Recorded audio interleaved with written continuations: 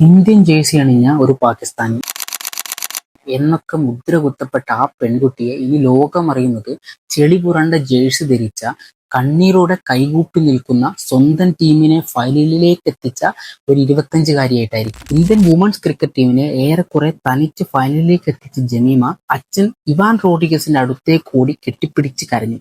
അതിനൊരു കാരണമുണ്ട്. തന്റെ പിതാവ് ഹിന്ദുക്കളെ മതം മാറ്റാൻ ശ്രമിക്കുന്നു എന്നതുൾപ്പെടെയുള്ള തനി സംഖ്യാരോപണങ്ങൾ അത് അവരുടെ കുടുംബത്തെ ആകെ തളർത്തിയിരുന്നു. അവിടെ നിന്നാണ് അവർ തിരിച്ചു വന്നത്. മതവിശ്വാസത്തിന്റെ പേരിൽ ഇന്ത്യൻ ക്രിക്കറ്റർ ജമീമ റോഡ്രിഗസിനെയും കുടുംബത്തെയും സംഘപരിവാർ വേട്ടയാടി തുടങ്ങിയിട്ട് കാലമേറെയായി. 2024 മുംബൈയിലെ പഴക്കമേറിയ ക്ലബ്ബുകളിലൊന്നായ കാർ ജിങ്കാനയിൽ നിന്നും സംഘപരിവാറിന്റെ ആവശ്യപ്രകാരം ജമീമയുടെ അംഗത്വം റദ്ദാക്കിയിരുന്നു. സോഷ്യൽ മീഡിയയിൽ ആക്റ്റീവ് ആയതിന്റെ പേരിൽ റീൽസ് താരമെന്ന് വിളിച്ച് അപമാനിച്ചു.